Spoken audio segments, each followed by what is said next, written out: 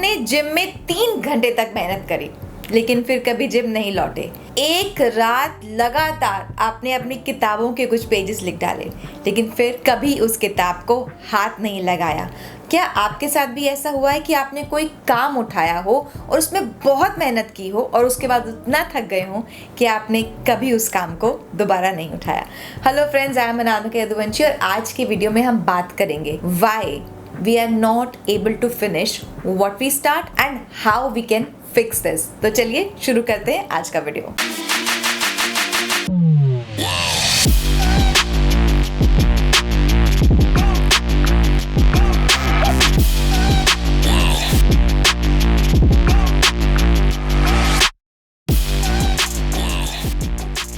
आज का वीडियो शुरू करने से पहले एक छोटी सी request, if you haven't subscribe to my channel yet please do so and also press the bell icon so that you get a notification whenever I upload my video next. तो चलिए start करते हैं आज का video.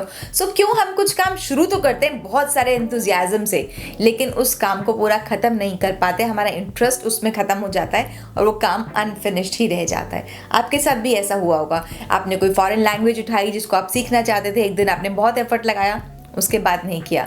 आपने कोई musical instrument सीखना चाहते थे, बहुत मेहनत करी लेकिन उसके बाद नहीं किया। तो ऐसा क्या होता है? ऐसा क्या रीज़न है कि हम शुरू तो करते हैं, हमारा उसमें इंटरेस्ट भी होता है, हम करना भी चाहते हैं, लेकिन हम उसको एक्चुअली कर नहीं पाते। सबसे पहले हम जानेंगे कि क्यों ऐसा होता है। I'll give you 3 reasons that why we are not able to finish it and then I'll give you 3 reasons how you can fix it. Reason number 1, क्यों ऐसा होता है? रीजन नंबर 1 इज कि जो भी आपने वो काम लिया है उसके लिए आपका मोटिव क्लियर नहीं है। You lack motive. अगर आपके पास एक सॉलिड मोटिव होगा, एक सॉलिड वाई होगा, एक सॉलिड पर्पस होगा उसको करने का, तब आप जरूर करोगे। उस काम को शुरू करने से पहले आपने अपने वाई को बहुत ज़्यादा क्वेश्चन नहीं किया कि अगर मुझे ये काम करना है तो क्यों करना है, इससे मेरा क्या फ़ायदा होगा, इससे मुझे क्या गेन होगा एंड इससे मेरे लिए क्या, मेरी लाइफ जो है बेटर हो सकती है। तो अगर आप अपने वाई पे अच्छे से रिसर्च करेंगे तो चाहे कितना ही बड़ा, कितना ही डिफिकल्ट काम अगर आप उठाएंगे तो आप उसको कंप्लीट करेंगे। मान लीजिए कि जिम जाने की ही बात है, अगर आप पहले रिसर्च करेंगे, अपने माइंड से क्वेश्चन करेंगे कि आपने जिम क्यों जाना है, तो आपको पता रहेगा कि मुझे ये वाले हेल्थ प्रॉब्लम्स आ रहे हैं, अगर मैं जिम जाऊंगा तो मेरे ये हेल्थ प्रॉब्लम्स ठीक हो जाएंगे। देन हो सकता है आप उसके बाद पूछ सकते हो कि और मुझे क्या हो सकता है। मान लीजिए आपने जो है कोई म्यूजिकल इंस्ट्रूमेंट सीखना है, आप बचपन से सीखना चाहते थे लेकिन आपको पता है बहुत डिफिकल्ट है, लेकिन अगर आप उसके वाई पे रिसर्च करेंगे, अगर मैं म्यूजिकल इंस्ट्रूमेंट सीखूंगा तो मुझे क्या फ़ायदा होगा, अच्छा ये मेरी बचपन की विश पूरी होगी, इससे मुझे बहुत ज़्यादा सेटिस्फैक्शन मिलेगा, पीस मिलेगा, हैप्पीनेस मिलेगी।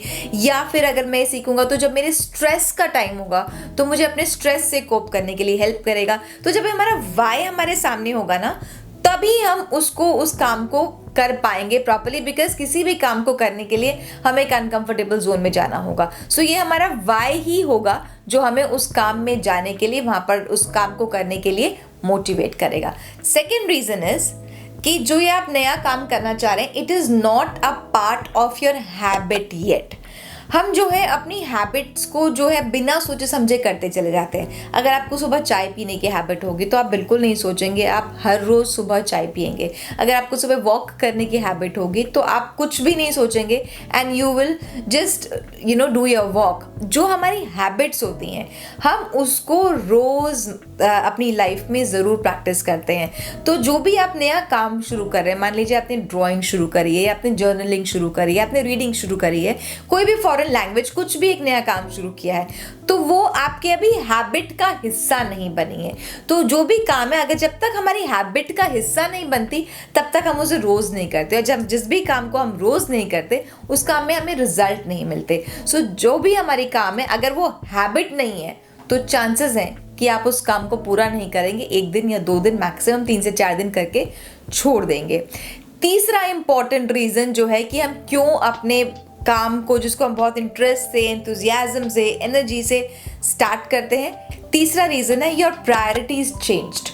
आपने जिस चीज़ को आप शुरू कर रहे थे, अब आपको उससे भी कोई और इम्पॉर्टेंट चीज़ मिल गई है जिसको कि आप कर रहे हैं। मान लीजिए कि आपने जो है सुबह वॉक शुरू करी थी एंड आपने 1 हफ्ता तक आप रोज़ बाहर जाते थे, वॉक करते थे, आपको अच्छा लगता था नेचर में वॉक करना, बाहर जाना, देखना, ये आपकी हैबिट में आप इसको डाल रहे थे। लेकिन आपकी प्रायोरिटीज चेंज हो गई, आपको लगा योगा मेरे लिए बेटर है, मेरी एक हेल्थ प्रॉब्लम है, एक पर्टिकुलर हेल्थ प्रॉब्लम है जिससे एक पर्टिकुलर आसन जो है मुझे उसमें आराम दे सकता है, तो आपकी प्रायोरिटीज वॉक से हट करके आप योगा पे आ जाएंगे, बिकॉज योगा से जो आपको बाकी हेल्थ बेनिफिट्स तो होंगे ही, लेकिन कोई जो आपका एलिमेंट है उसमें भी आपको हेल्प मिलेगी। सो जब आपकी प्रायोरिटीज चेंज हो जाती हैं तो जो भी हमने काम शुरू किया होता है हम उसको नहीं करते, बिकॉज प्रायोरिटीज चेंज होने की वजह से हमारे पास टाइम कम होता है। सो ये 3 रीजंस थे जिसकी वजह से आप कोई काम शुरू तो करते हैं लेकिन उसे खत्म नहीं कर सकते। अब इनको फिक्स कैसे करना है, बिकॉज अगर आपने शुरू करा है तो आई एम श्योर कि आपके मन में कहीं ना कहीं इच्छा जरूर होगी कि आप उस काम को खत्म करें, एंड तक करें और उससे उसके जो रिजल्ट्स हैं वो आपको मिले और आपकी लाइफ जो है वो इम्प्रूव हो जाए। So how to fix it, 3 ways that you can fix this habit of yours of not finishing what you start. So वो 3 ways क्या है? Number one is don't try to do the big chunks initially. Instead, do less but do daily. कोई भी चीज़ अगर हमें daily habit में डालनी है तो हमें उसे रोज़ करना होगा। जब हम रोज़ करते हैं तभी वो हमारी हैबिट में आती है, और हैबिट हमें आती है कोई भी चीज़ तभी हम उसको रोज़ फॉलो करते हैं। जब हम कोई काम बड़ा सा एक ही दिन उठा लेते हैं ना तो हम उसमें इतना थक जाते हैं, इतना ओवरवेलमिंग फीलिंग होती है कि वो हमारे जो बाकी चीज़ें हैं उसको अफेक्ट करता है, इसलिए हम उसको नेक्स्ट डे नहीं उठाते। इससे बेहतर है कि आप रोज़ छोटा छोटा थोड़े टाइम के लिए उसको करें ताकि आपको उसमें इंटरेस्ट डेवलप हो, आपको उसे करना अच्छा लगे, आपकी क्यूरियोसिटी डेवलप हो और उसको रोज़ ज़्यादा उसको करें। मान लीजिए कि अगर आपने रीडिंग की हैबिट स्टार्ट करनी है तो don't try to read 1 book in just 1 day only, try to read 10 minutes in a day, every day 10 minute जब आप पढ़ेंगे तो ग्रेजुअली आपको लगेगा आप ज़्यादा पढ़ना चाहते हैं, तो आप उस टाइम को धीरे धीरे बढ़ाएंगे और इस हैबिट को लंबे समय तक कंटिन्यू कर पाएंगे और अपनी किताब को भी खत्म कर पाएंगे। So this is the first thing. Number two is set small targets and try to achieve it.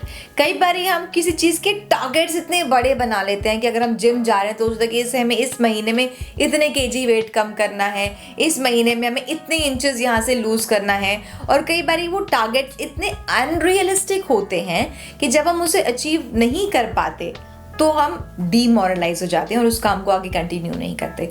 तो टारगेट्स जो भी आप नए काम जब स्टार्ट कर रहे हैं उसके लिए सेट कर रहे हैं तो वो टारगेट्स बहुत रियलिस्टिकली रखिए, बहुत सोच समझ के रखिए, जिसको कि आपको पता हो कि मेरे को रोज़ अगर मैं इतना इनपुट इसमें लगाऊंगा, इतना यहाँ पे टाइम इन्वेस्ट करूंगा या करूंगी तो मुझे ये टारगेट मेरा अचीव हो सकता है। तो जो भी आप टारगेट उसको सेट करते हैं उसको अचीव करने की कोशिश कीजिए। टारगेट सिर्फ सेट करने के लिए मत कीजिए कि मुझे दुनिया को बताना है, घर वालों को बताना है, फ्रेंड्स को बताना है, देखो this is my target, boast करना, उसको नहीं।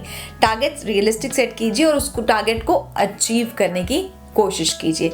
थर्ड तरीका क्या है अपनी इस हैबिट को फिक्स करने का? कोई काम शुरू करा और उसको खत्म किया, तो थर्ड जो तरीका है इस हैबिट को फिक्स करने का वो है कंसिस्टेंसी चेंजेस एवरीथिंग। जी हाँ, जब भी हम किसी काम को रोज करते हैं कंसिस्टेंटली तो हमें उसका रिजल्ट मिलता है और हमें करना अच्छा भी लगता है और हम उसको रोज करते हैं, बिकॉज हम रोज करने से वो हमारी हैबिट में जो है शामिल हो गया है। सो जब आपका कोई काम करने का मन भी ना हो ना, लेकिन आपको उस काम को खत्म करना हो तो कंसिस्टेंटली उसको चाहे थोड़ा कर लीजिए। अगर आप जिम जाते हैं और आप 45 मिनट्स या 1 hour एक्सरसाइज करते हैं लेकिन उस दिन आपका बिल्कुल मन नहीं है या बारिश हो रही है, आपको कहीं जाना है, तो आप अपनी कंसिस्टेंसी मेंटेन कीजिए। 45 मिनट्स नहीं कर सकते, 1 hour नहीं कर सकते, 30 मिनट जरूर कीजिए, बिकॉज अगर आपने गैप दे दिया तो अगेन वो आपकी हैबिट में आना मुश्किल हो जाएगा, आपकी कंटिन्यूटी ब्रेक हो जाएगी और हो सकता है कि आप उसको कंटिन्यू भी ना करें बिकॉज आपकी प्रायोरिटीज हो सकता है उसके बाद चेंज हो जाए। तो क्या करना है कि कंसिस्टेंसी कोशिश करना है कि ब्रेक ना होने पाए, बिकॉज जैसे ही किसी चीज़ की कंसिस्टेंसी बनती है एक माइंड का पैटर्न बनता है that you need to do it every day, you look forward to do it every day, और आपके माइंड में एक चीज़ सेट होती है कि इसको तो करना ही है, इसको करे बगैर कुछ गुजारा है नहीं, इसको करना is actually part of our schedule. So जब हमारे कोई चीज स्केड्यूल का हिस्सा होती है then you do it every day, and when you do it every day you are able to finish it one day. It's just like कोई एक सीड होता है जो एक मुट्ठी में होता है, जब वो सीड मिट्टी में सो किया जाता है, उसको रोज़ पानी दिया जाता है, उसे रोज़ धूप मिलती है, उसे रोज़ नरिशमेंट मिलती है, तो वो सीड में से छोटा सा पौधा निकलता है, वो पौधा धीरे धीरे बड़े होता है और वो पौधा एक दिन बड़ा होकर के पेड़ बन जाता है, फिर वो पेड़ एक दिन फल देता है और फिर वो पेड़ हर सीज़न फल देता है और बहुत ज़्यादा फैल जाता है, लोगों को छाया भी देता है। जब कोई एक बड़ा सा पेड़ देखे ना जिसकी छाया भी हो, फल भी देता हो और बहुत फैला हुआ हो, तो कोई विश्वास नहीं कर सकता कि वो बड़ा सा जो पेड़ है वो एक दिन मुट्ठी में आने वाला सीड था। तो वो सीड इतना बड़ा पेड़ बना कैसे? कंसिस्टेंसी से, क्योंकि उस पेड़ को रोज़ धूप मिली, रोज़ पानी मिला, रोज़ नरिशमेंट मिली। उस पौधे ने, उस सीड ने रोज़ ग्रो किया और सीड से पौधा बना, पौधा से पेड़, पेड़ ने दिया फल और छाया। तो जो कंसिस्टेंसी है उसका मैजिक बड़ा कमाल है। जब कोई चीज़ हम रोज़ रोज़ करते हैं तो उसका जो रिजल्ट जब हमें मिलता है, दैट इज़ अमेजिंग। सो ये 3 चीज़ें आप लगा करके अपनी जो काम ना ख़त्म करने की हैबिट है उसको फिक्स कर सकते हैं। मुझे कमेंट सेक्शन में बताइए आपकी कौन सी ऐसी हैबिट्स हैं, कौन सी ऐसी चीज़ें हैं जो आपने स्टार्ट की हो एंड उसको ख़त्म नहीं किया हो। मे बी कोई musical instrument, may be singing, may be writing, may be journaling, may be anything. जो भी चीज़ें जिसको आपने स्टार्ट किया लेकिन ख़त्म नहीं किया, मुझे कमेंट सेक्शन में ज़रूर लिखकर बताइएगा। Thank you so much for watching my video.